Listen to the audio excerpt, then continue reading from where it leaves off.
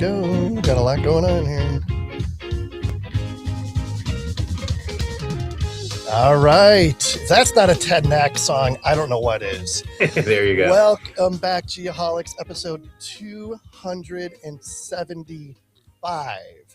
This is the point where my good friend and producer, Sean, would say 275. Well, producer Sean isn't with us this evening because he scheduled his company's open house on the night that we record, if you can believe that.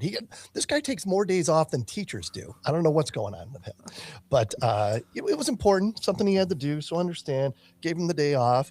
So we got Russ with us. Russ, I'm going to get to you here in just a second, but before we do, a couple things. We closed out our Friends of the Program list for 2026.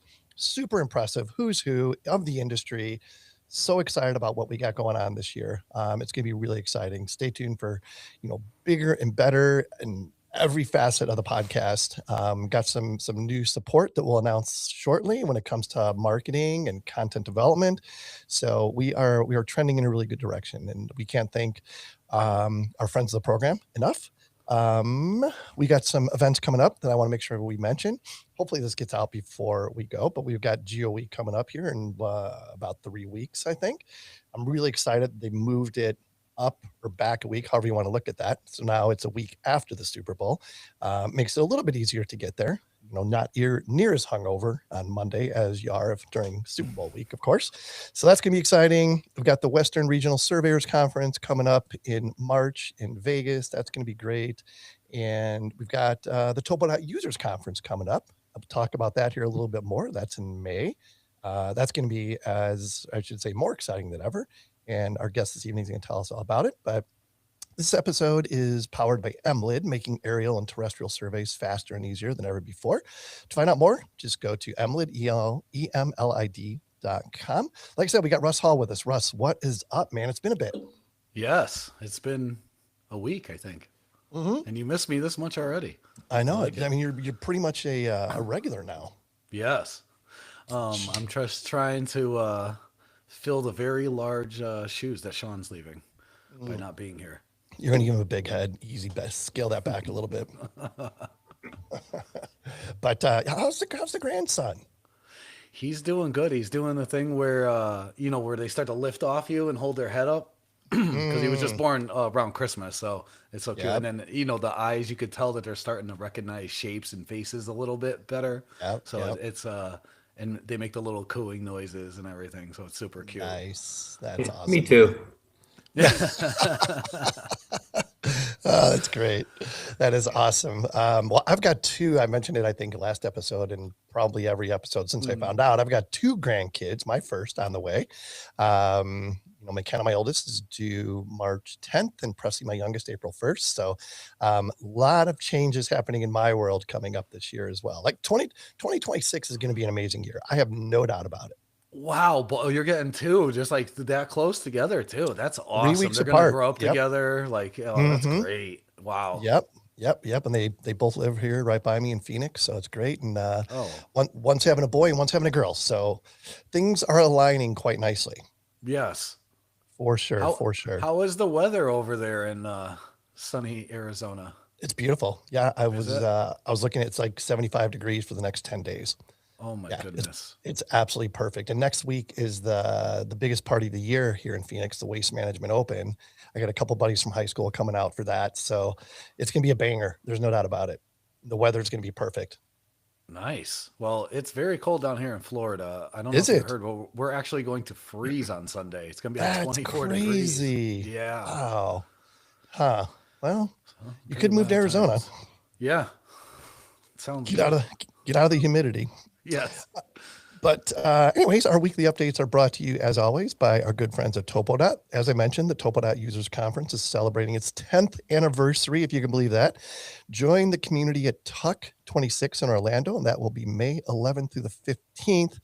And register ASAP. I'm not sure if early bird pricing is still available, but regardless, get on there, get on the website. Of course, it's TopoDOT.com and get registered for Tuck 26. It's going to be bigger and better than ever.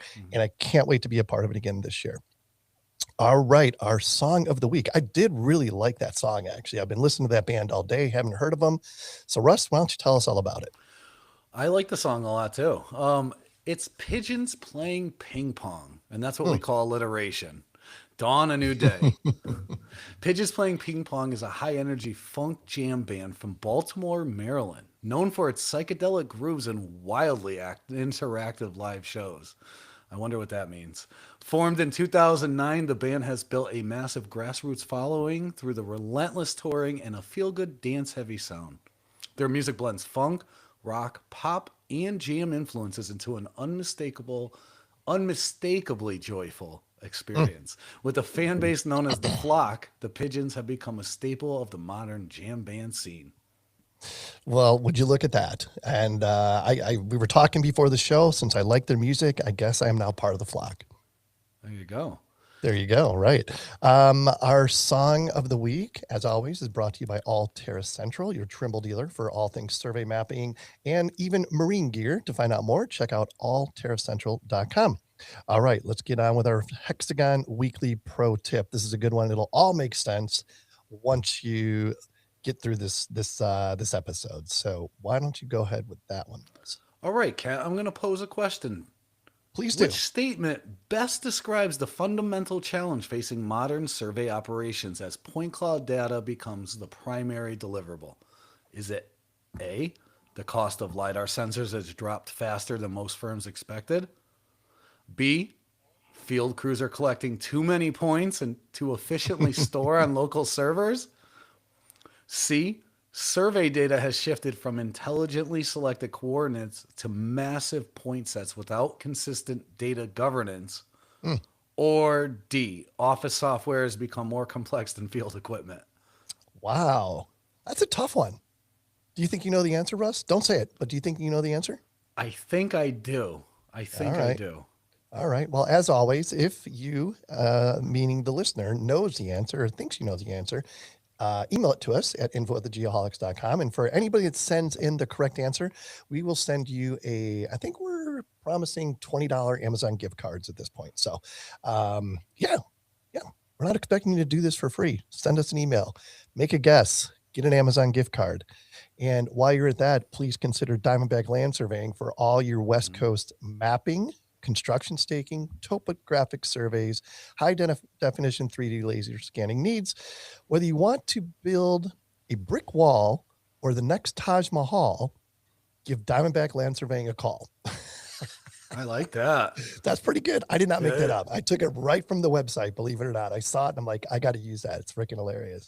That's gold. And that website, of course, is diamondbacklandsurveying.com. TK, always stepping up and doing what TK does for the industry. So kudos to him and thanks to him as well for coming back as a friend of the program in 2026. Let's get our guest in here. Our guest this week is brought to you by David Evans and Associates. To find out more about the DEA difference, visit DEAinc.com. And I was just coincidentally in DEA difference training the last couple of days, got back last night. And here's what I can tell you. There's only two ways to find out about the DEA difference. One, be a client. Two, come work for us. Check out DEAinc.com. All right, we got Ted Knaak with us. Ted, of course, is a legend in the geospatial world. He's born in Philly, grew up in South Jersey. You'll notice his accent when you hear him talk. Attended Brown and Drexel University. He is president at TopoDOT. Career highlights include Rocket Man at GE Space Systems before entering the geospatial world. That sounds interesting. And he helped found Regal USA, and of course, he founded TopoDOT. His passions are family, business, and point clouds. Probably in that order, I'm guessing. But either way, Ted, welcome back to the Geoholics. Great to have you. Appreciate your time. Well, it's great to be here, guys. Thank you. Thanks for inviting me again, and looking forward to just catching up. Absolutely. It's always fun to catch up with you, and you've always got something new and exciting to share with us. And this episode is no different, but we're going to get that in just a minute. But for those who somehow may not know you yet, which is kind of hard to believe, everybody knows Ted Knaak. Who is Ted Knaak, and how did your journey lead you into the heart of point clouds and geospatial data governance? That's a long question, but how did you get into this Oh my business? gosh. How to get in the business? Well, I was a rocket man, so to speak. I worked on the satellite control systems, General Electric. There, I did probably my most technical work, and I just was doing a lot of spacecraft simulations and things like that. So the interesting thing was, and that has fundamentally kind of feeds back into the geospatial world because what happened was well, like every good story, it's it's a woman's involved. So I followed my wife down here to Florida. I just left GE. I said, look, being an engineer and the Rocket Man was exciting for a while, but there's like beautiful women down there, and they all get paid to go out and have parties and drink. So it's like, because they're all like selling. My wife was in the entertainment industry, or what do you call it? Tourism, and I'm like, this is fun. I'm just leaving. So came down to Florida, got into sports electro optics. Was a small company. Kind of learned about lidar there. Then they gave me a brochure to translate from German for that was Regal's first brochure when it Mm, was just Dr. mm-hmm. Regal, and I saw that. I translated. Said, well, this guy really knows what he's doing, and he actually had kind of things set up. They were just selling rangefinders at the time, industrial type stuff, but they kind of like did what I thought the company I was at should be doing, and I just Mm. basically in my own shy, introverted manner. I just faxed him once a week for 6 months until he finally said, come on over. And then he said, okay, you can have North America. So he had 20 people working there. It was all silly. But 17 years later, we kind of basically amicable parted ways. We developed the software TopoDOT inside of Regal, and we started Regal USA. So, and in turn, I did all the hardware stuff. I've been here for the beginnings of scanning, the brutal 50-pound, which was Oh light yeah. in the day.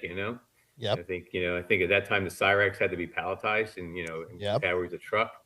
The Regal was light at 50 or 60 pounds, and it was 80 pounds in the case, and you carried that thing up everywhere. I mean, it was crazy. So, but did a lot of application stuff there. And then once point clouds came in, all of a sudden my geospatial, my engineering technical knowledge just kind of really came into play because I had done a lot of signal processing, Mm-hmm. spacecraft simulations, all of a sudden coordinate transformations and all that. That's what I did. I could do Mm-hmm. that in my head.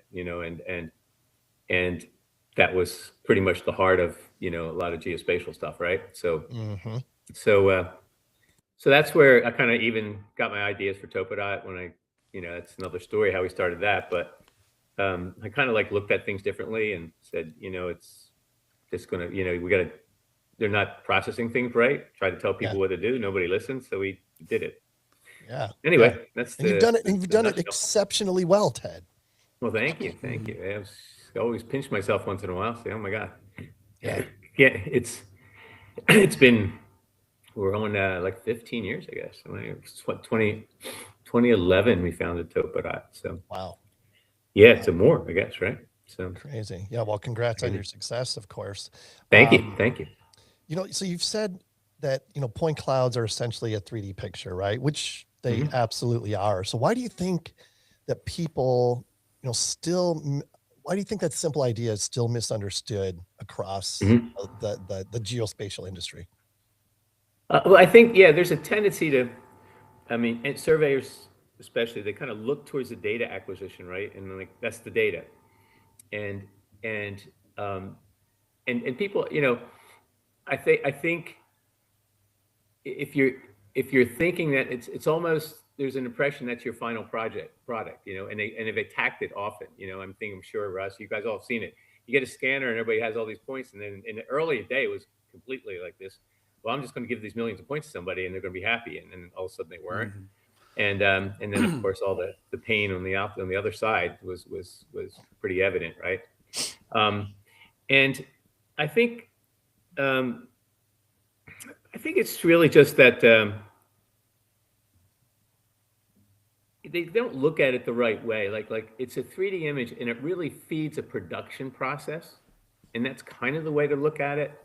In other words, we've turned surveying is different now. You're acquiring 3D pictures that feed a production process that gets you deliverables, and that production is like an assembly line of people just like extracting, right? And Russ, you guys know how you run your systems, your mobile lidar feeds 5, 6, 10 people getting stuff on the other side, right? So you're running a little factory. Henry Ford. That's why I tell people all the time, I'm the Henry Ford of survey. Exactly. That's it. And that's why you're so successful, Russ, really, because you're looking at it that way, and it's a process. And a lot of things come together if you consider it that, look, I've got to look at this process. In every step of the process, I have to have a plan. I have to have an input and output. I have to assess quality. I've got to know what's going in, what's coming out, what the requirements are, because I'm actually moving it through a production process to different teams. And once you miss something in that process, things can fall apart quickly. Misaligned data go into the feature extraction guys. Everything stops. Don't put the right requirements from the guy ordering it. Say, basic for whatever reason, it doesn't get acquired correctly. Basically all that stuff. So I think, again, the Henry Ford, you're right, Russ, you got the right idea. The Henry Ford I like it. Yeah. The Henry Ford of geospatial. What was it again? I'm going to use that. I just have land surveying. Land surveying. Yeah. Russ going to trademark that one. Yeah. That's right. I know how he is. Yeah. Right. So I just want to follow up on that one, because you've also said modern surveying's been turned upside down and inside out. So do you want to elaborate? It seems like that kind of segues from what you're saying into that. Yeah, it does. And I just made the upside down, inside out. I don't know if the metaphor is exactly correct, but let's put it this way. I think when you look at, and this is key, and early on it was really relevant. People are starting to get it now, but in traditional survey, the intelligence is attached in the field. The surveyor decides what you're going to measure. He touches it or shoots at it or aims at it or whatever. And he goes, that's important. And he gives it a name. So, and so that intelligence is, so when you take a 3D picture, and this is why you're just a 3D picture, guys. It doesn't have much value, because now all of a sudden, reference points aside, network control and the like, and targets, but the bottom line is you're just scanning a bunch of stuff. You don't even know where the points are falling. And the points don't even fall where they should. None of those points know where they are, and you don't know where they are. So, and as soon as, and kind of like we're in the land survey world, so the density isn't like in piping and stuff where you're 10 feet away from things and everything's a millimeter apart and you can kind of click, right? The points are all over the place, really, and there's spacing. You never know what it's going to be. So nothing's where it belongs, right? And nothing's right there. So you have to, that has a lot of implications, right? Absolutely. Yeah, absolutely. And so you've turned it around, really. So I guess the turning around part is that your intelligence is now done in the office as opposed to out in the field, And so and the ratios have changed, right? It used to be 10 survey teams would feed one CAD guy, because when he opened the things up, it was all named and everything, the lines came up, right? It was always fun to watch people expect that from a point cloud and go, well, why isn't it happening? You just took a bunch of points. They don't even know what they are, right? And nothing, doesn't know how they don't know how they connect. They're just floating around. It's a cloud. And it took really, you'd be people perplexed, why isn't it done? And why won't it just open up and do what I want it to do? And so now the numbers have changed, the ratios change. You got more people in the office, right? And practically nobody in the field, really, So that's the upside down, inside out. I had a metaphor to the inside out. I forget it at the moment. So, but anyway. So, you mentioned it, field productivity has exploded, thanks to LiDAR and scanners and, the various ways we have the ability to collect data at this point. So do you think the industry, though, has become so focused on collecting more data that we forgot to ask whether or not we truly understand it? Yeah. Well, the thing is, you have, it has been overlooked, really. and early on, because we've had some deep thoughts about I've had some deep thoughts, and I wrote a paper that's still pretty relevant, long time ago. I was going to ASTM standard meetings, and they were trying to tell back in the day, and they were trying to say, how do you know your data's right? And to be honest, and after like 2 years of wanting to blow my brains out, I said, no, this isn't that hard, guys. Stop it. It's really not that hard. It's a puzzle, and you just got to fit together. So we just came up with some practical approaches to it. But the bottom line is, you just have to understand, like, the point cloud is its own subset of data. It's like attached to your control, but it has its own characteristics. And you have to understand those characteristics if you're going to apply it. And it can be as simple as this. Like, let's say one of the characteristics might be noise. And you scan a wall, and how noisy is that wall, right? How many spots going up and down? Because we know the wall's flat, but the data is going back and forth, and noise isn't so much an issue anymore, but it used to be. But the bottom line is, if the noise is bigger than the thing you're trying to find, you're not going to find it too easily, right? So noise matters. And then let's say spatial density. If you're okay, let's take our favorite thing, roads. If you're trying to find a crack and your points are a half of an inch apart, it's still pretty dense on a road. It's really hard to find the cracks. Yep. You got to have, so these are the things. So that spatial density is really important, and that spatial density is changes with distance. So that's an angle, incident angle, right? So there's all kinds of things that affect what you're doing all the time, and and how well data is aligned, point cloud to point cloud, and what can happen there. Especially if you try to kind of slam it together and it's not slammed right, or it starts walking off. There's all kinds of things that happen. So speaking about the problems that you've just described, I'm curious what you think about dysfunctional data governance, and like, what are the most common failures that you see when organizations first adopt scanning into their workflow? Yeah, good question. I think they don't look at it as they're not looking at they don't really understand these parts of the data, and I think a lot of times which is kind of things we're trying to address actually, is that they don't quite understand the process that I talked about before. They haven't thought it through. Like, again, the acquisition requirements. Did you meet the requirements there? Okay, fine. And what are the requirements? Why should they be that way? Do you have, if you have control, how tight should it be? What should spacing be on whatever it is, But the bottom line is, if you have requirements for quality, or like say data characteristics at the input and output of every step, you can follow the process, and you can follow the process, and you can manage it. But if you really don't do that, things fall apart pretty quickly. And it takes so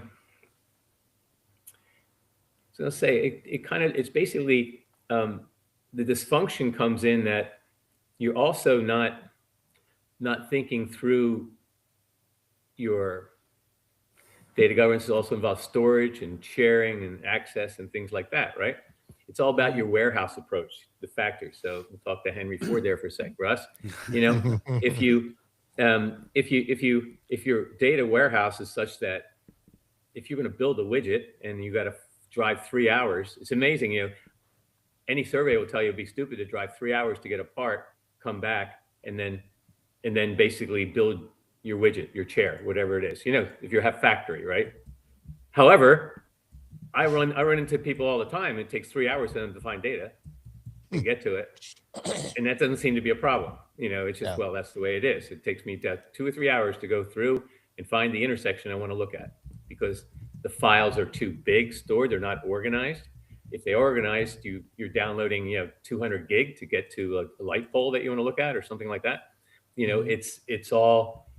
It's basically, you haven't really thought through what you want to do with this data and how you're going to make it valuable, and how you're going to And then when you assess its quality based on the kind of processes we put in place, and the things I talked about, you want to attach that quality and document it so when you go back to it someday, that quality is what it is. You don't have to think about it again.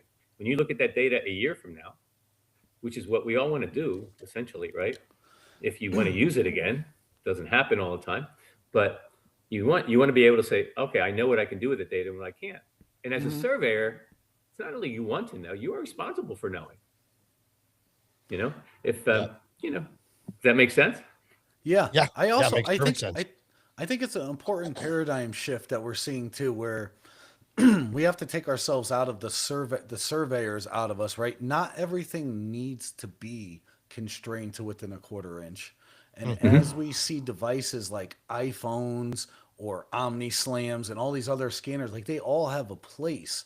And I think it's imperative that like metadata and like what is this data, where it came from, like that is so important when you start mixing like high quality, high accuracy data to something that's relatively accurate, but not, you don't want to pull an elevation from a manhole that was based on an arbitrary system. You know what I mean? Yeah. Like, that's how you get in trouble. So, but they do have their place, and not everything. Absolutely.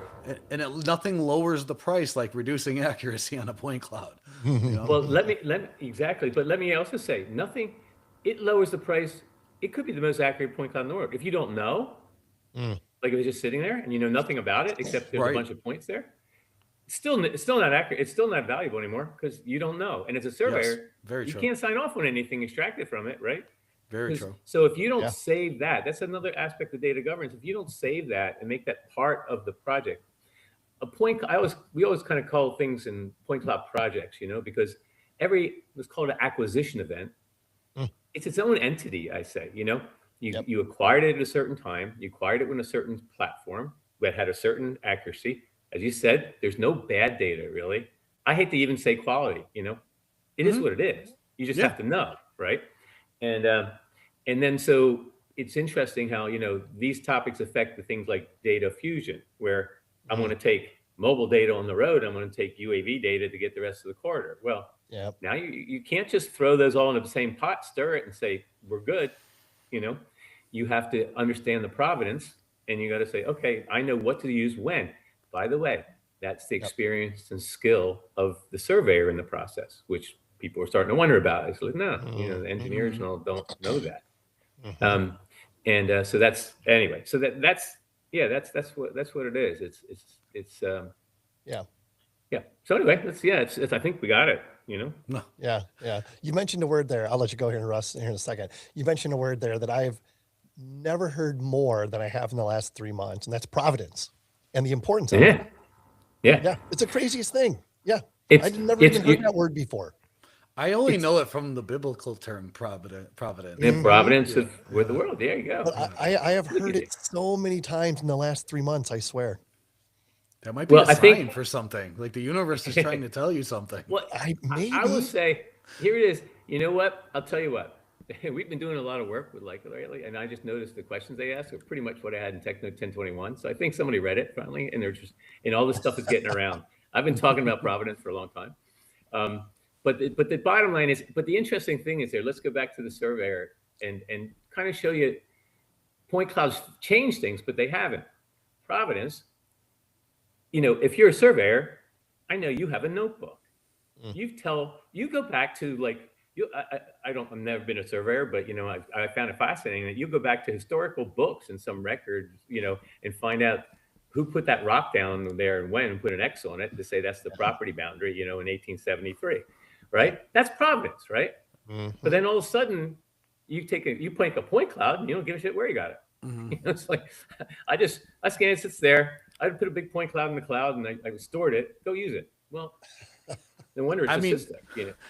Where I worked in the Northeast originally, you could pull a field book from 100 years ago, and it would tell you the temperature. It would tell you the people that worked there. It would tell you if it rained. Like they recorded everything. It's extremely helpful for understanding what they did in the field. Yeah. And the fascinating thing is what we're saying now is like, look, things have changed immensely, but they haven't. Right? Sure. You just got to put in perspective and kind of adapt. You don't have to change your survey career. You have to adapt to what's there now. I think well said. I think point clouds do such a good job of recreating the environment that it gives a false sense of confidence that it is exact spot on Earth or whatever, and people don't put all that information like you're saying into it, and that's the problem, or potentially is the problem. Yeah, absolutely agree with that, Russ. Yep. So with on the keeping on this topic, when firms are running multiple scanners from multiple manufacturers and using different processing tools, what problems does this create operationally?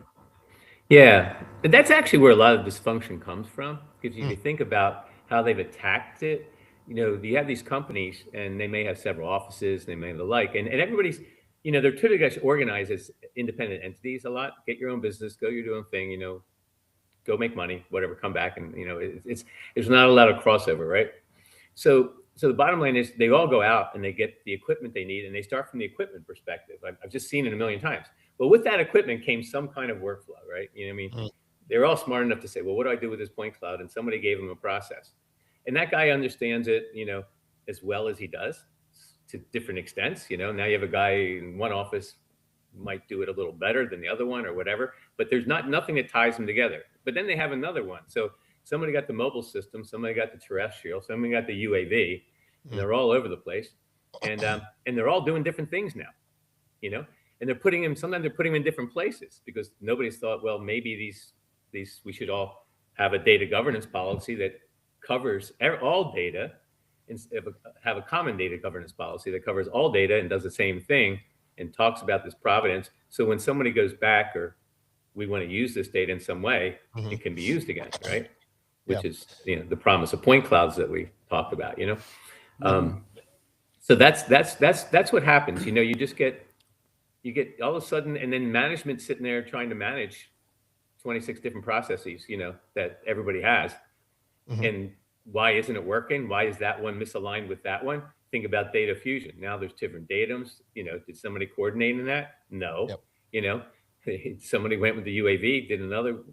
Why isn't it matching up?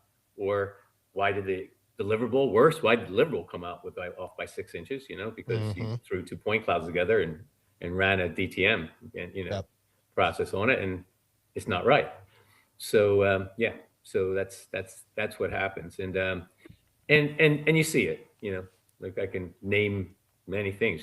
It's you can just tell it was. Yeah, and it was tough to manage that too, and it still is. I mean, how's a manager when he's overseeing all these programs going, well, okay, I don't even know how to tie all this together, or what anybody's doing. Yeah, massive undertaking. So I want to back up just one second here. You mentioned data governance, and we're going to be talking about that more here, in the next few minutes, for that matter. How do you define data governance? Yeah, and I probably should have looked it up quick. I mean, you can look it around, but it's basically in the geospace in our world. Yeah, it's let's call it. There's an acquisition event, right? And you say, okay, so I would want to know. Let's say we could knock this off now, right? I want to know where, if there was control, that control should be part of the project. If there was targets and there was control, and then there's a report on that control, how tight those targets were. What's the RMS from all the all the target locations versus the actual targets, because that's the only traceability back to some document, right? That's actually a legal document, the survey document. Everything else is just a 3D picture, as we've said. All the other points.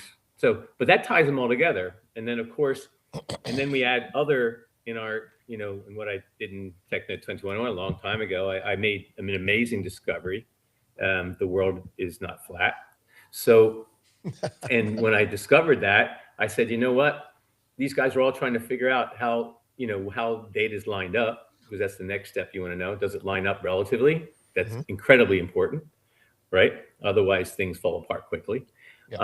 So when you have different scans, or using different scanners, or the same scanner, whatever, and then I said, well, the world's not flat, so we can just check the vertical and color code it, and any elevation errors will show up, but also northing and easting will show up. Something won't line up. It'll turn colors, and you can see where to go find it.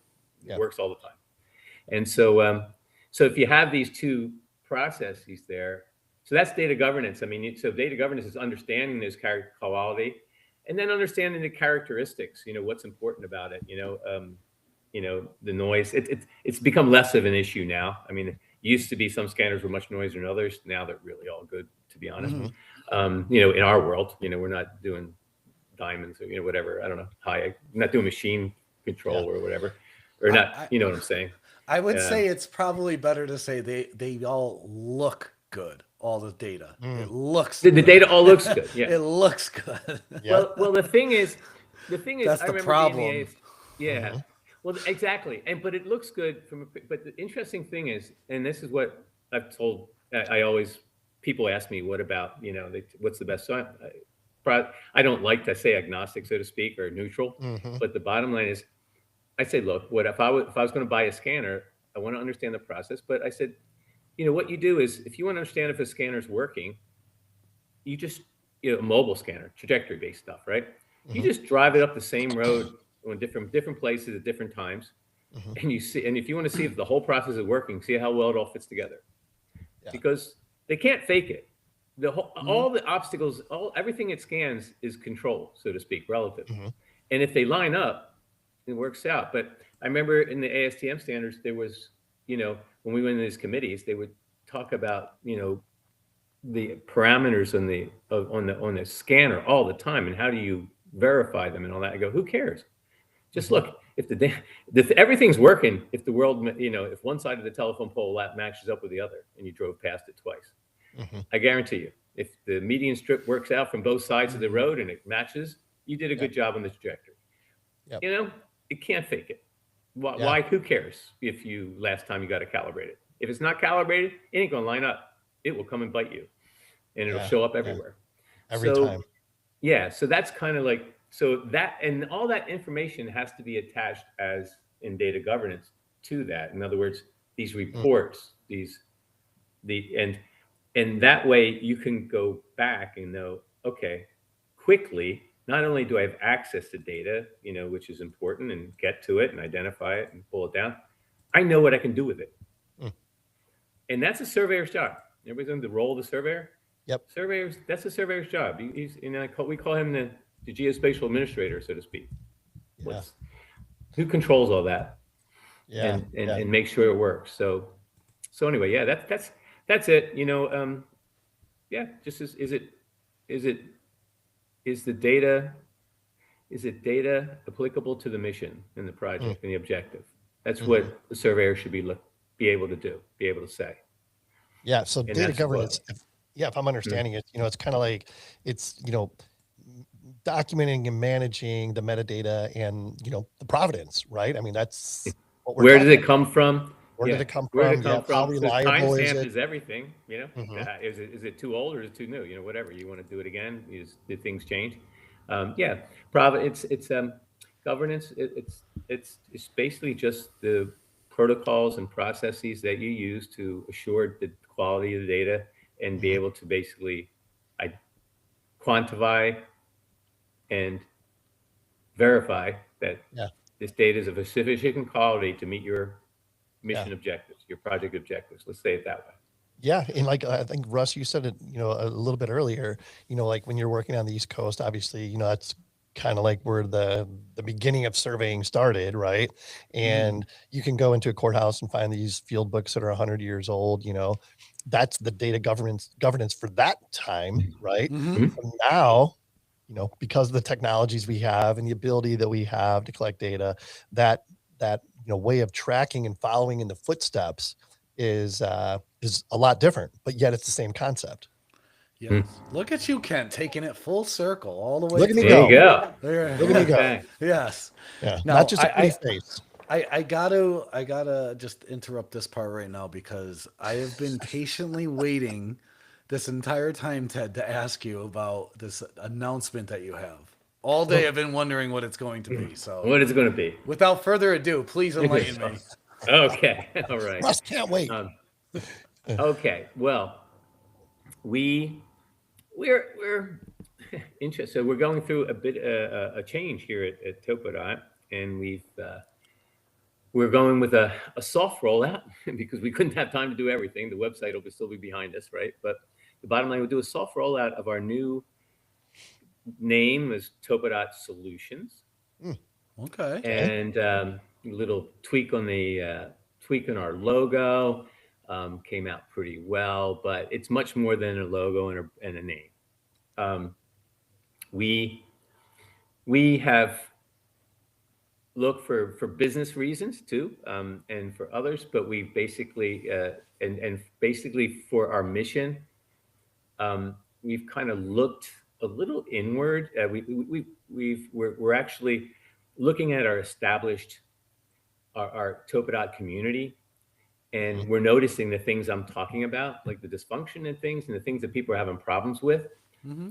And what we've come to realize is we have solutions. We've done them. We've implemented them. We've done our TopoDOT obviously, but we've done our Topo Share. We understand provenance. We understand how to assess quality of the point cloud and all that stuff. But we were attacking it as, well, let me sell you this software and we'll teach you how to use it. Well, when one technician gets it, it doesn't percolate through the entire, and to the entire process and the entire company, the kind of firm, right? And so we're seeing a lot of that. We're just all getting frustrated. Also getting frustrated with our TopoDOT tools not being used a lot because nobody knew they were there. And basically I realized for a while is like, okay, what we're trying to do with TopoDOT Solutions is we have to look at all this differently. TopoDOT Solutions is now more consultative or a consulting company, where we offer those services. I mean, we actually look now as TopoDOT Solutions looks at in every case that we approach our clients, we have an umbrella of products, but we also have consulting services, training, and we kind of take those, and we have a lot of knowledge to kind of come into your company and say, what are you trying to kind of talk to you and say, what are you trying to achieve?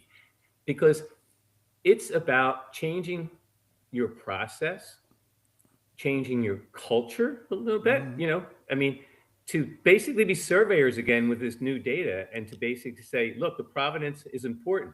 Just because it took you a little extra time to put this information on it, don't throw it away because you've actually thrown all the data away. It's useless now. If you haven't put the provenance, if you haven't done the quality, if you haven't done this thing, you can't use it again. And then be thoughtful as to how you're going to find it, how you're going to access it. And you don't want to drive 3 hours. You get 3 hours to download an intersection, right? Yeah. Because that is going to kill things too. And then how do you share this? And they should basically exploit the synergy of your manpower resources too. I mean, how do you if you've got to get some processing done, extraction done, production done, and you've got an office you're in Florida and you got an office in North Carolina that has capacity. Well, how do you use them? How do they get to the data? So, and then all of a sudden, if all those operational steps, if you really focus and look at that as the factory, as the Henry Ford, I loved it. As the process factory, as widget. We're going to come up with a new title. The Henry Ford of point cloud. That's exactly, you got it right. If you look at it that way, like you're doing production and all these things, and you focus on efficiency and quality, and even think about 3 Sigma and whatever, making it better all the time, then all of a sudden your processes will be faster, your production will be faster, your quality will be better, your production costs will go down, your production costs will go down. You're going to be more efficient. You'll get things out faster. That means you're going to use your equipment more.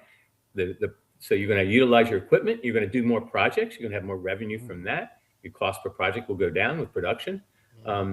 And by the way, the other really thing that we're trying to do in solutions is to basically what I call talk get everybody out of a linear production mindset.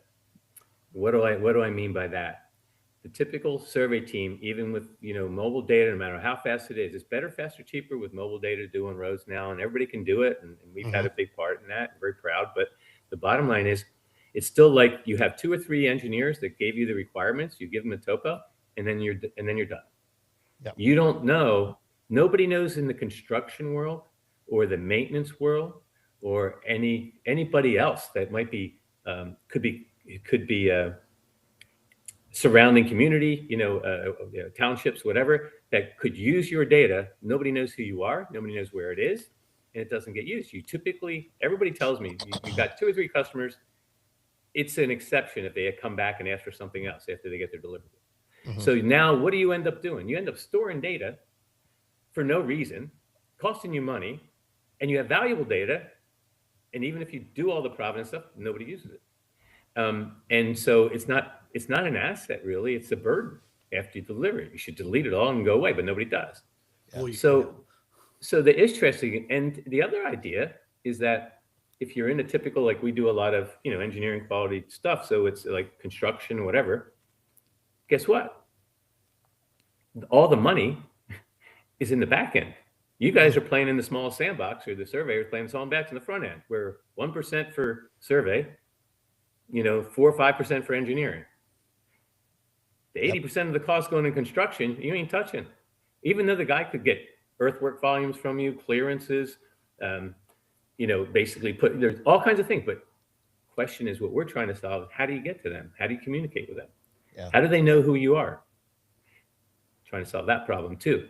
So that challenge, and we've been successful, to be honest. We're seeing it happen. So so anyway, that's the mission. It's just to fulfill the value of point clouds, really. Sure. I'm sorry, the promise. The promise of point cloud was always look at all the stuff we can do, and yet nobody does it. You deliver it and you go home. Yep. Can I just ask a quick follow-up question? So it sounds like in the first half, and correct me if I'm wrong, it sounds like you're saying you guys, let's just say, Russ and Kent survey company, right? And we got a couple of Hold on a second. That would be Kent and Russ, but go ahead. Patent pending. So then so we have a couple, maybe we have a drone or whatever, right? So you guys kind of come in it holistically, and you're like, what are you guys doing with this data? And what does it look like? Yeah. What does it look like? What is it consulting? So we'll come in, and we want to kind of like understand a little bit more your process and your structure. What's your company look like? Everything needs something. Everybody has a culture and like. So we kind of ask for those questions, and then we say, okay, tell us what your afflictions are now, and what are your aspirations? How would you like it to be? Where do you see your challenges? And then we say we typically start with a vision document, kind of do it in phases. We say, okay, this is what we think your vision is. This is where we think you'd like to be. This is how you think you'd like to operate. So we might say data governance. Would you like to be able to get any data you have and find it on your laptop within a minute and download it? And no problem. Petabytes, not a problem, right? Would you like to do that? Is that something that, this is going to be good? How about your production? What do you deliver? Now, the other side of it is then we say, okay, we look at your team and go, we look at our process that we've set up, and I've shown people for years, and go, okay, well, here's how we're going to have to scale, and here's what we're going to have to do in each section of this process to make you successful. We're going to help you put requirements on point clouds. We're not surveyors per se, but we can tell you what the point cloud should look like. Yep. And what you want to look for relative alignment and alignment to control, and what reports you want to give them, right? And what reports you want to get from them to know that it's done. Even if you're working with a consultant, it's not you. We'll tell you how to put requirements that'll work for you, and we'll tell you what those metrics will be and how to apply them, so you make sure they gave you what you wanted before you start using it. And then that flows through, and then we go, okay, now and you put it up on cloud, and we use TopoShare, and the way we're doing that, and everybody can get to it. So your whole team now can download that. Be assured that data quality has been taken care of by the administrator, verified. And then you say, okay, how's that production looking? Do you know what is it up to snuff, or whatever?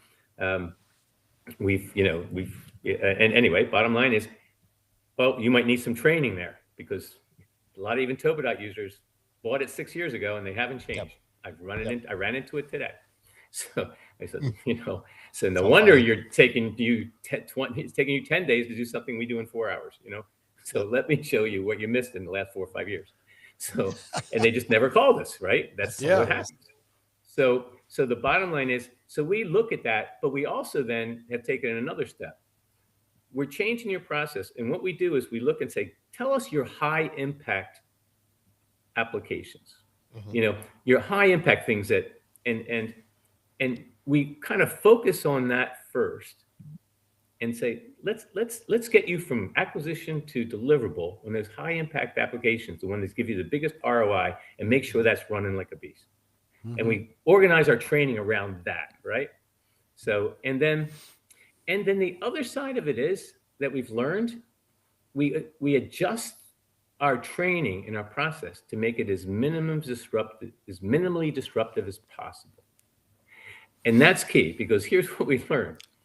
If we teach you too much, if we take the whole team for 2 or 3 weeks, 4 weeks out of production, forget it. Everything stops, no matter how good they're going to be afterwards. So we kind of tailor it to, all right, how are we going to work together and make sure that every phase of this process that we're putting together for you and is going to disrupt your current process. You're going to be able to get your products out along the way.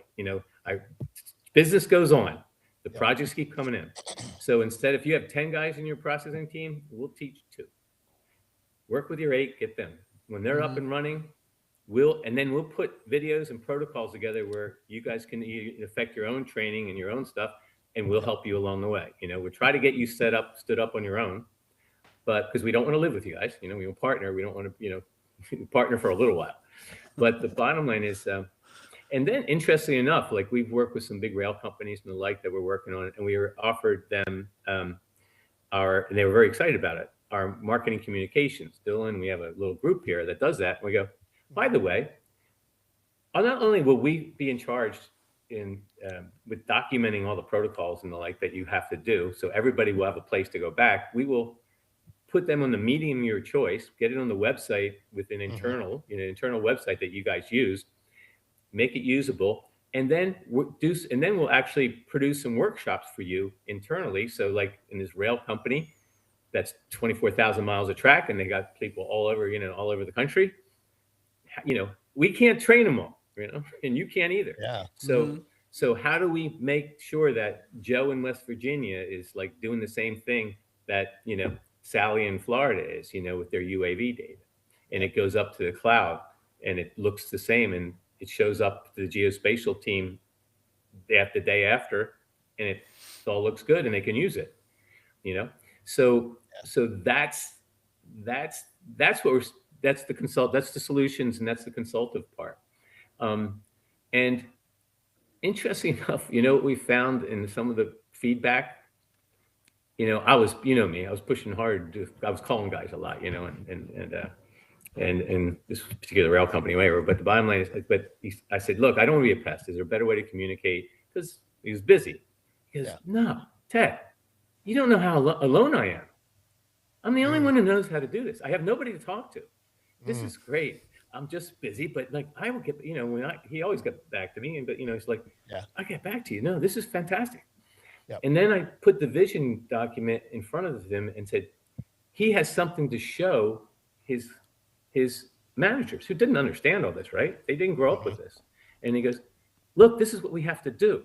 And they go, well, okay, well, that makes sense. He goes, and he's appreciative. And then when I gave him the proposal for the thing with our team and said, our team's going to be with you for 3 to 4 months, getting this done in phases.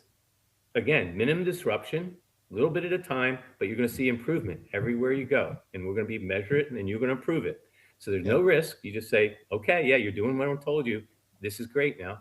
The guy, he was almost going to cry. He's just like, oh my gosh, I have a team?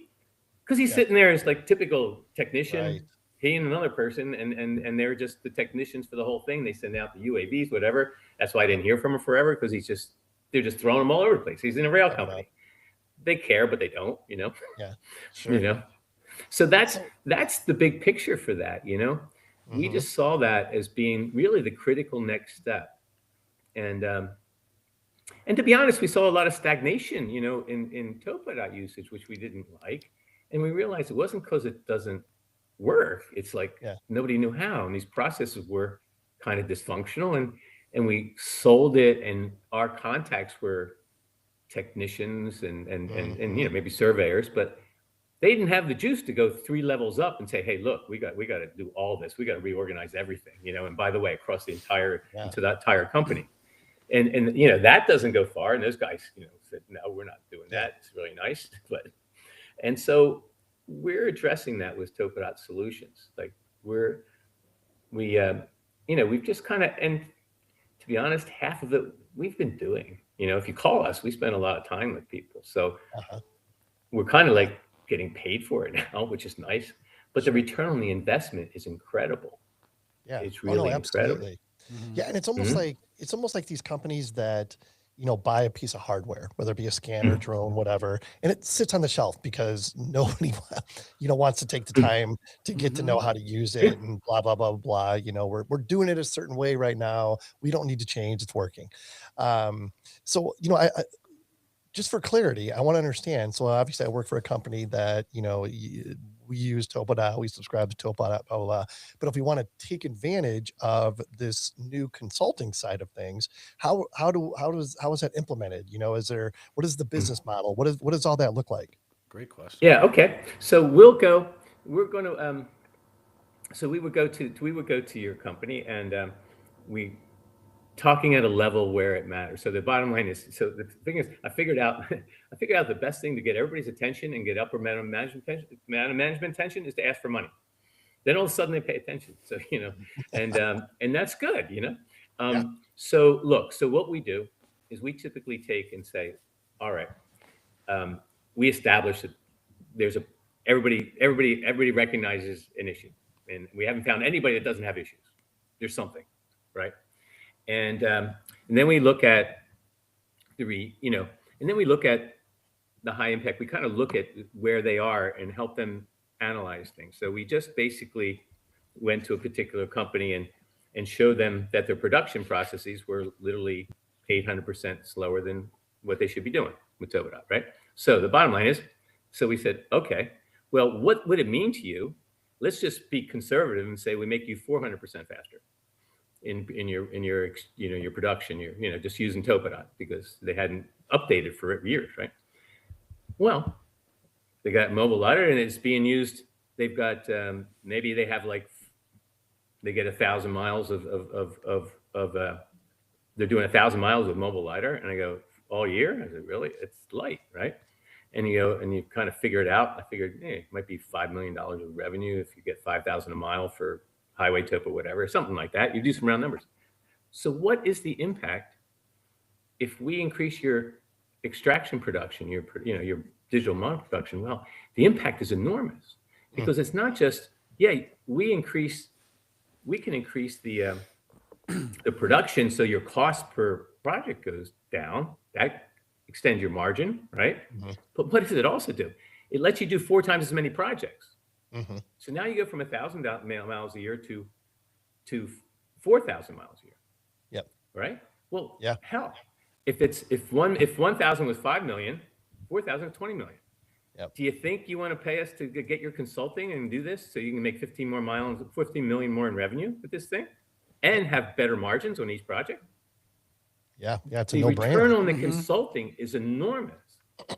No question. Enormous. Yeah. And so, and I'll tell you that what we're really having fun with, I just love this, right? I'll take like the rail companies we're working with. They have to, it's really kind of tricky. Like they have some high impact stuff that's kind of different. And they go like, basically it's route planning for large loads. It's hundreds of millions of dollars a year, right?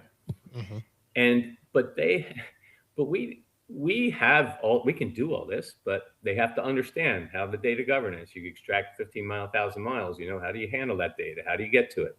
Yep. They were doing things like, basically they would drive for 7 months on their geometry car and just dump off the hard drives of 7 months of scan. Can you imagine? And the guys just had to go and deal with it, right? And nobody knows, no provenance, no nothing really. I mean, there was no real Mm. requirements on it, and they just kind of dealt with it. But the bottom line is not just that, and we're going to help them fix that. We're going to look at Starlink and do some things with them and show you how to do it on the train. So that's kind of cool. Oh, that's neat. Yeah, and then the other thing is this particular process. Sure, we have all these tools to do it, but you also have to look in the minimum disruption thing that I was talking about before. Mm-hmm. They export to a 1995 software that's software was called whatever. It just basically does these clearances, and it plans the route. Mm. We might in the beginning have to export to this ASCII character file, and so they can keep working, or they're not going to use it no matter how good it is, because I can't go in and I don't have a route management thing, right? So I don't have a route management program, and we can't do everything. So okay, well we can't shut them down. So it gets really fascinating, and we're really having a good time with it. And they appreciate that we even understand this problem and saying, look, we're not going to show you, we're going to show you new things, and we'll take you there, and we'll get you, modernized, so to speak. But we also, it can be a long process because of the step-by-step we have to take. And so look at the conversations we're having now. This is beyond the typical surveyors go out, scan, and do something, right?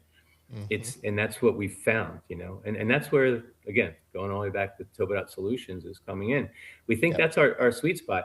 And to be honest, the response is just incredible, really. It's just really, I'm blown away. There's just, there's a lot of guys that say, hey, get us up and running, Yeah, for sure. Yeah. I mean, and it's they're no lonely. surprise, but I mean, I love the idea. I think it's genius. I'm still just a little bit confused. So, you've got the TopoDOT platform, and you've got TopoShare, and then you've got TopoDOT Solutions, kind of encapsulating all of Solutions, it. the umbrella, over training. We have a training program that's kind of fixed. We have TopoDOT Share, TopoDOT. We have products. And then we have our consulting we sit down with you and say, okay, here's what we'll do, That and answers we my give you, question. we give you a price as we put that together. Okay. That's where I was trying to get with this. Is it like a per company solution, right? It's a tailored solution. No, Right. that's why I kind of went to rail to the mobile LiDAR. It was totally different, right? I've really got to understand, how do you make your money, and how do we help you? And we can't do it all at once.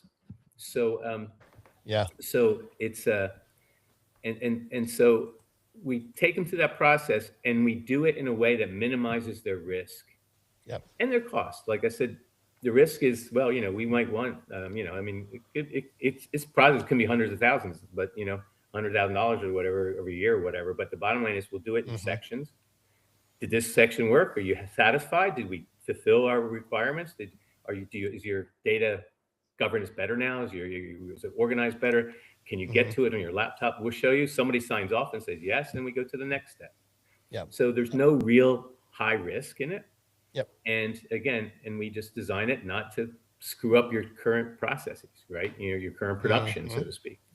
So that's it. So we start working in a world where, what we're interesting.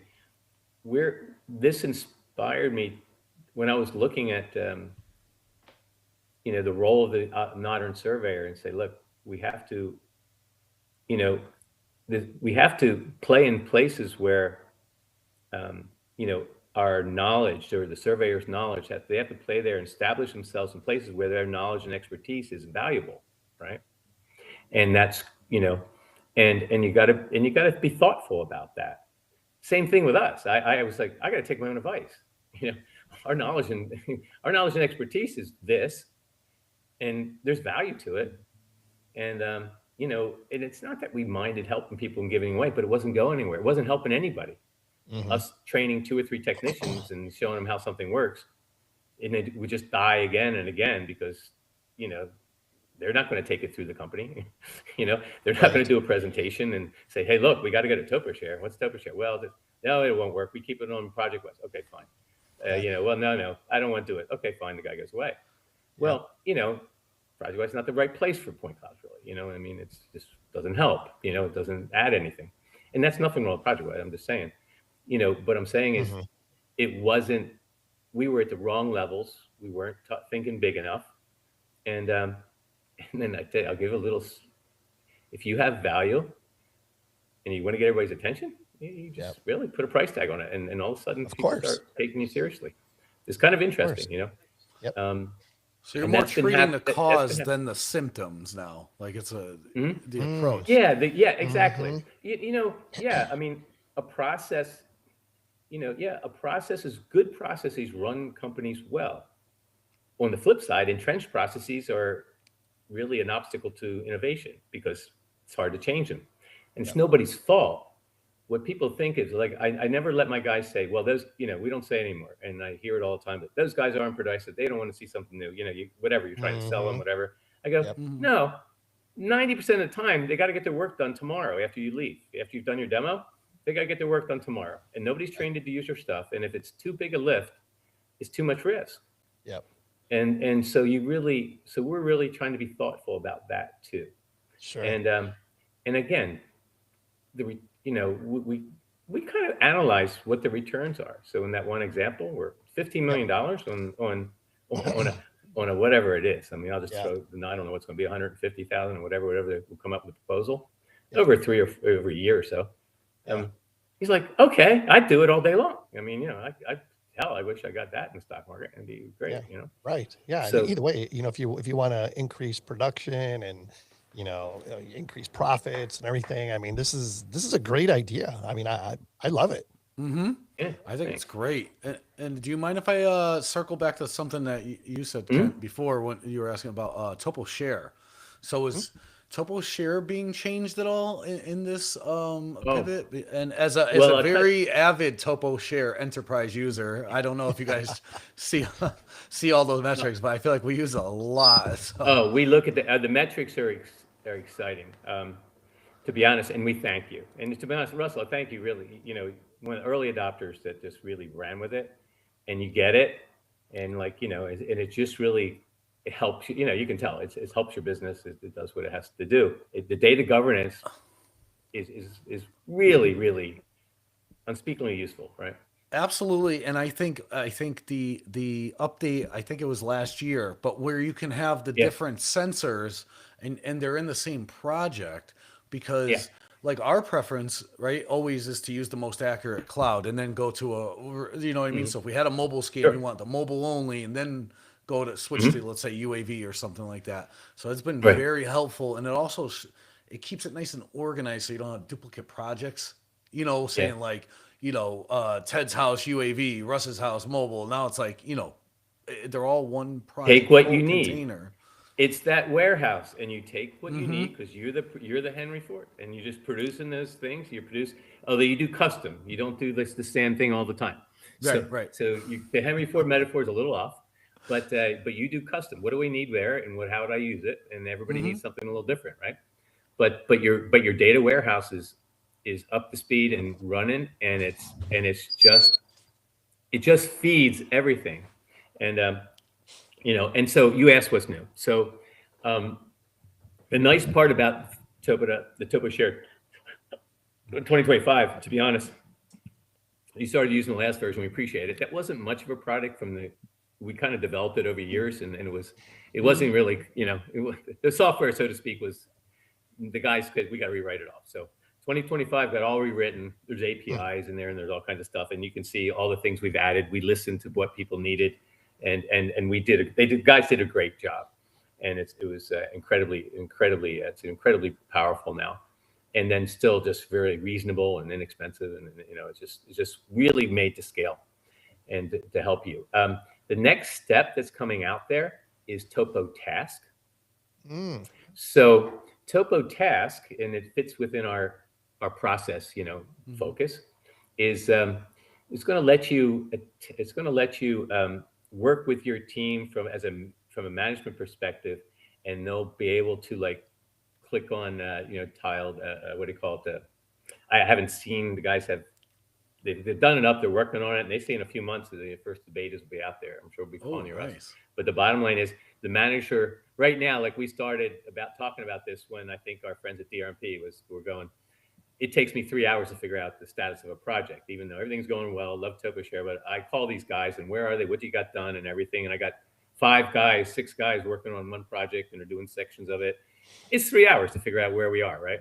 So we've solved that. We've put metadata within the TopoShare browser, interface, I don't know how the TopoTask actually is set up yet, but I haven't seen it work yet. But the guys are kind of giving me some user mock-ups, user interface mock-ups. But the bottom line is, you'll be able to every user will be able to tell what they've got done, how far, put a rating on it, and this will just all feed to the manager. It'll show up and he'll know right away. Yeah, we're like 73% complete. This is what still has to be done. Joe's been like working like crazy. He's ahead of everybody.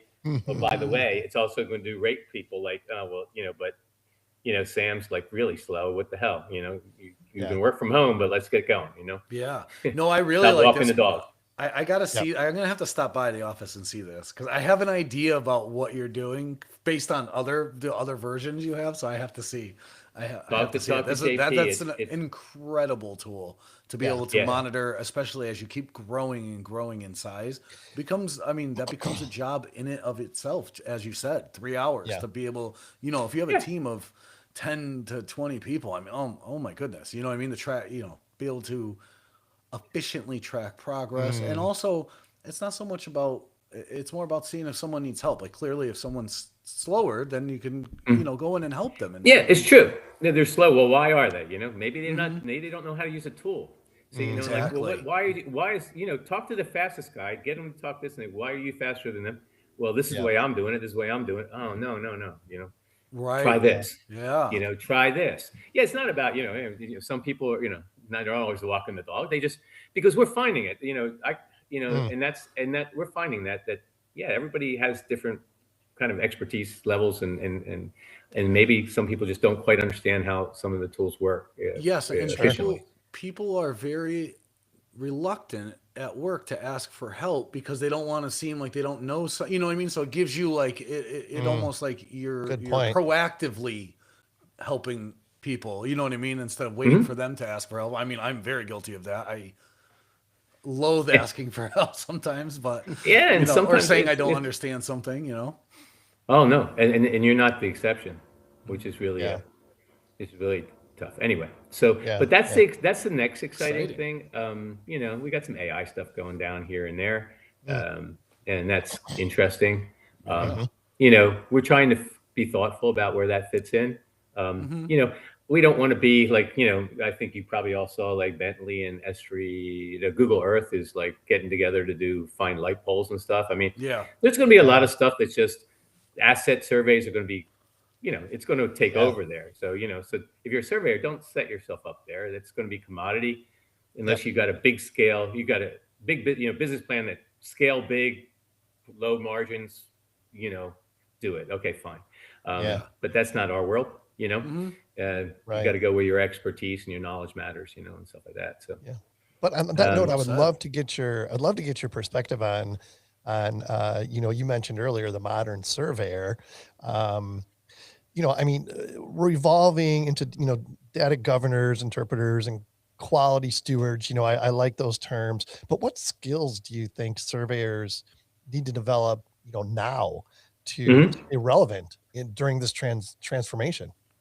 I think, well, like I'm always always a big advocate for the fundamentals of survey. You should, and that's where, I've never been a surveyor, but I've learned from you guys and, all the surveyors we work with, and we got a good feel for it, and I've absorbed a lot. But the bottom line is that's the foundation is still the foundation. So great.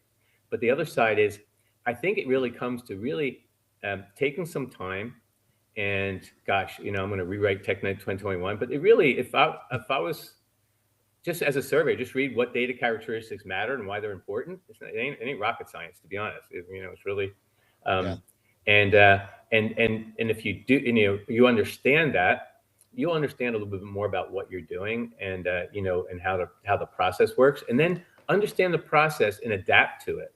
So I think there's like right now, you want to be a production technician, you can do very well. You would say, look, I don't want to be in the field anymore, but a surveyor who understands what the deliverable is supposed to look like, and then he extracts, he or she is worth good money, really, because it comes out the way it should be. They have good instincts because they've done the field, and they go, well, it's just got to look like this, and a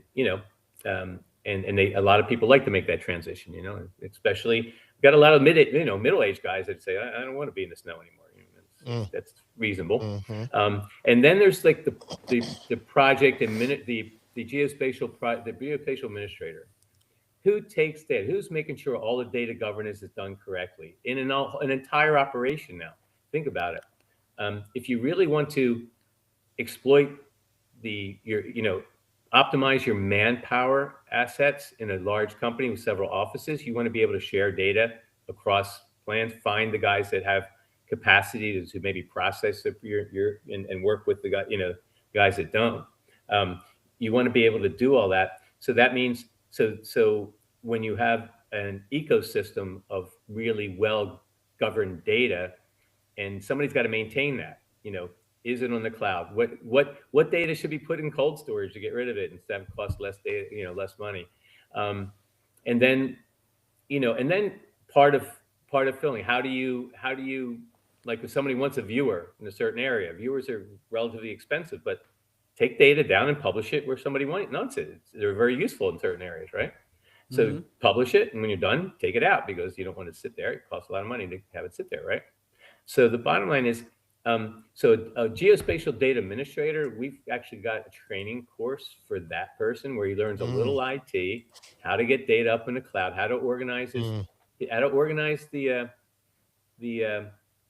create your own data warehouse, what it means, what data should go up with it, what data should be extracted, how do you put requirements on data from the field, either internally or from a consultant externally. How do you make sure that you put data, you put requirements on data, and then what reports do you ask for and what metrics, so that you get what you want? So these are the things that we're actually putting in our training course that we have, and that's a very very valuable position. So these things have all come because of this process, of the process, and then basically how do you, and then I would learn how you take geospatial data and fit it into an application that's a high impact application, right? In other words, like, a surveyor can look at the processes and say, okay, the rail thing I was talking about before, that rail application. Yeah. All right, well, how do I get my data from here so it feeds their process, their existing, infrastructure, and how do I do that better? How do I use my data to get that? So if you can understand how those processes work, and help to implement them and see the big picture, you can do a lot of really interesting things, and professionally very, quite lucrative, really. You're worth a lot of money if you can do that.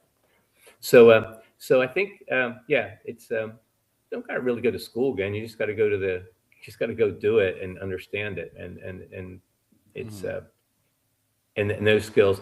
That aside, there's a lot of people coming to geospatial now with alternative skills that are really useful.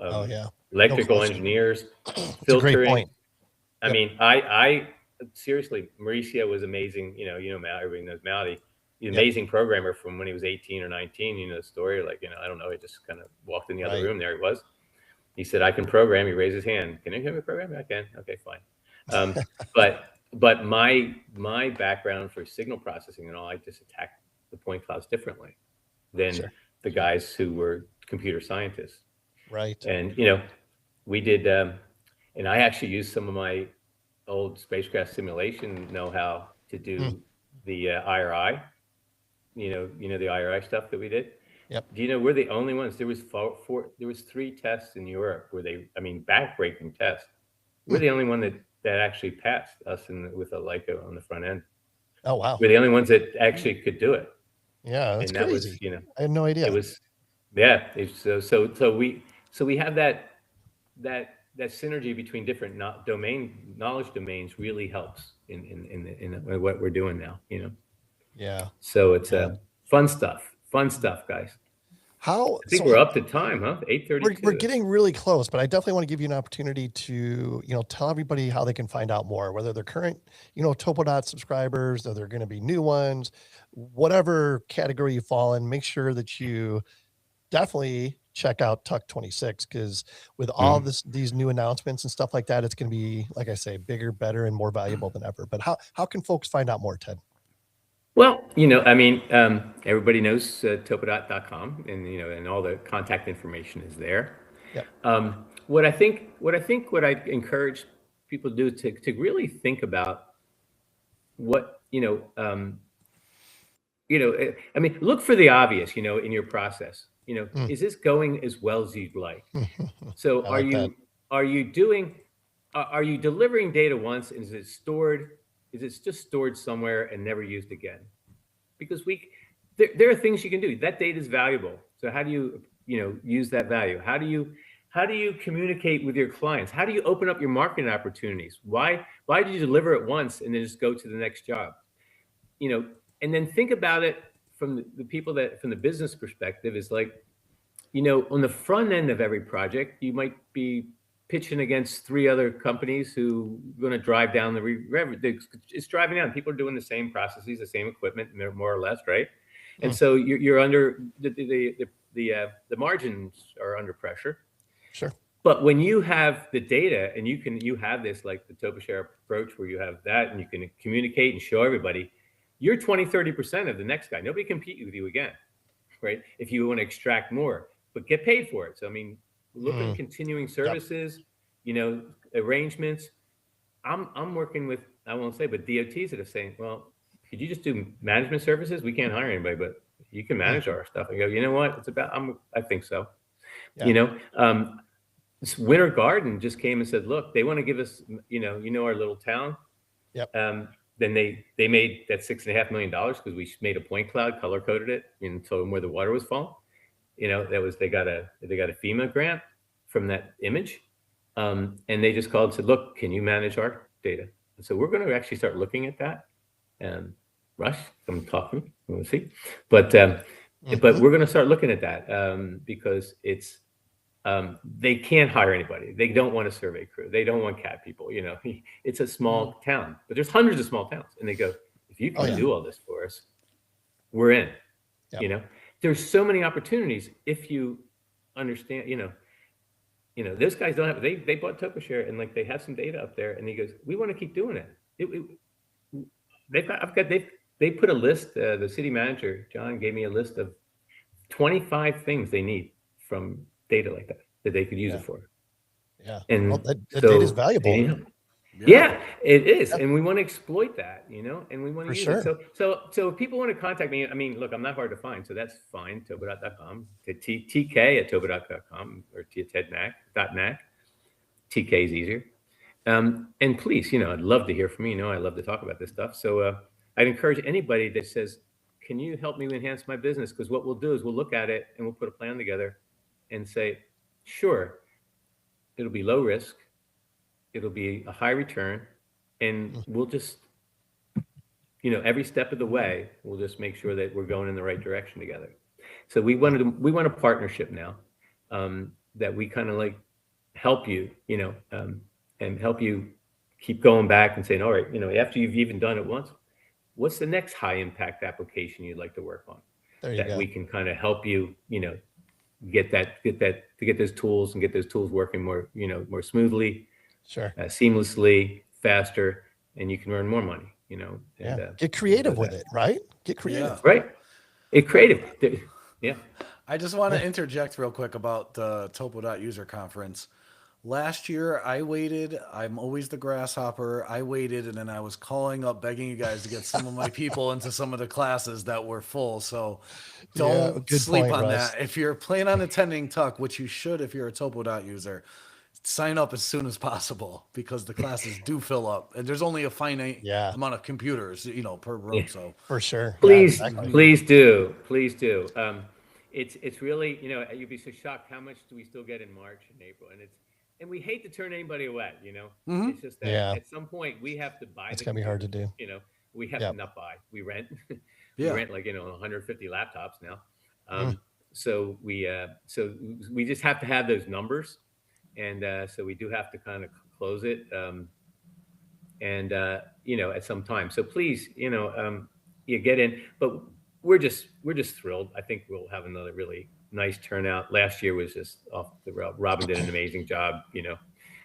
Just kind of making it run, and we have some really fun things going now. And the leadership forum, please. That's the other thing. We're gonna actually expand that. It won't. We were kind of late the first time. It was pretty much the TED show. It won't just be the TED show anymore. We were going to get some more people. Russ, you're one of them. But you want it to be the Russ Hall show? The Russ Hall show. That.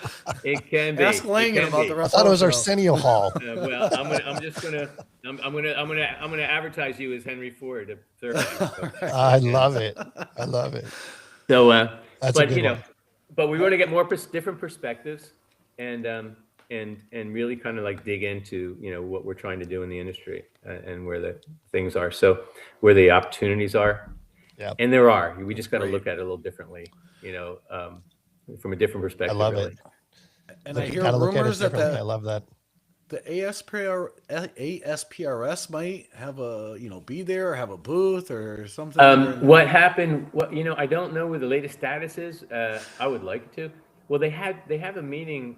They had the meeting. I think they couldn't do it last year, but we've been talking about offering them a room there. We don't mind. We'll just give it to them. So because they just kind of get in and talk for a day.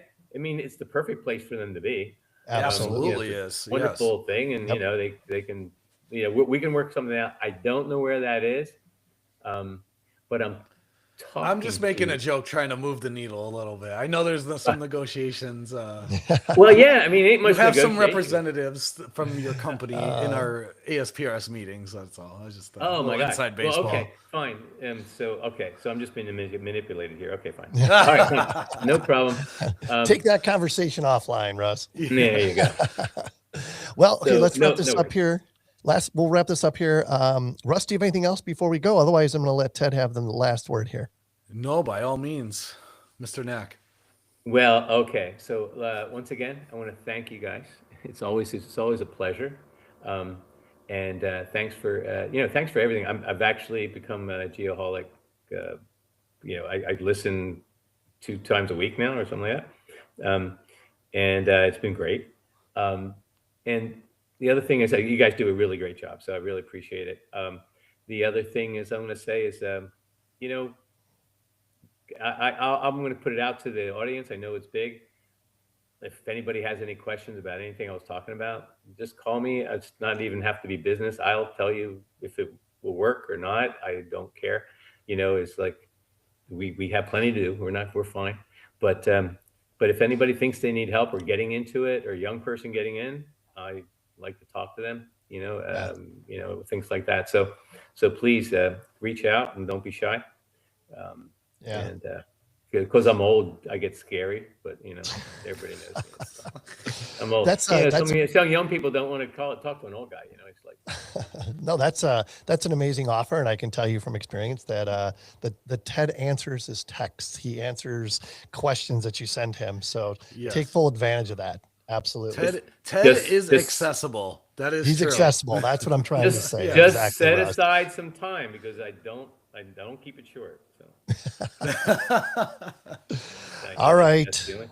All right. I think we're good. I appreciate that, Ted. I would ask you for a mantra, but you've given us at least 3 others in the past. So unless you got one like burning a hole in your mind right now. A mantra? Yeah. Oh, geez, no, I don't know. I got one. The only good holic is a geoholic. How's that? Oh, the only good holic is a geoholic. Oh, okay. Look at Russ. Is like he's like trademarking all this stuff tonight. Yes, crazy. Patent pending. Yeah. Patent pending. He's going to take over your. He's going to take over your empire once again. I've been operating all this stuff. Start paying me. What was I doing inviting him to be on the show? Yeah. Just But, moving in. He's got, he's got all that hair, and he's like this handsome coolest devil. guy in Yeah. the middle. He's handsome devil. Yeah. Come Oh, on, jeez. come All right. on. Well, You know, let's leave it at this. Everybody on this episode will be at Tuck here in just a few months. So we look forward to catching up with everybody and hearing about all this firsthand. So again, Ted, thank you for your support of the show. Thank you for taking the time to tell us about everything that's going on, and TopoDOT Solutions. I'm sure it's going to be a tremendous success. well, thank you guys, and so have a good evening, and yeah, look forward to seeing you again. Likewise. All right. Beer, New Smyrna. Yes, sir. Try to make it happen. Okay. Adding value and making friends. Another episode where we check those boxes. If anyone would like to be a guest on a future show, shoot us an email at info@geoholics.com. Huge thanks to this week's featured partners, Emlid, TopoDOT, Altera Central, Hexagon, David Evans and Associates, and of course, Diamondback Land Surveying. We couldn't do this without you. Pigeons playing ping pong. Dawn a new day, available everywhere. Until next time, everyone, few takeaways. Understand the process and deliver. Who is doing data governance correctly? Look up the word provenance, you understand it, and look for the value in your processes and exploit it. All great advice. Most importantly, as always, be safe and healthy.